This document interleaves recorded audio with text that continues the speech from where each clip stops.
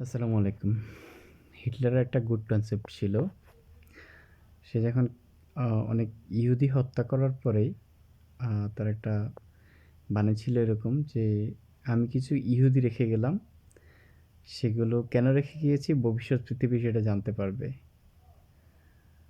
আর আমি বলব শেখ হাসিনা কিছু জামাত রেখে গেছে। এগুলো কেন রেখে গেছে? জামাত সম্পর্কে জানার জন্য আজকের বাংলাদেশ। এটা যে কতটা নিকৃষ্ট আমি এদেরকে কোনোভাবে দল মনে করছি না। এরা হচ্ছে আ I believe that যে এটা একটা অর্গানাইজেশন। কিন্তু এরা like a terrorist. So terrorist কখনো পলিটিক্যাল পার্টি হইতে পারে না। সেটা আপনারাই বুঝতে পারছেন কি হচ্ছে না হচ্ছে বাংলাদেশে।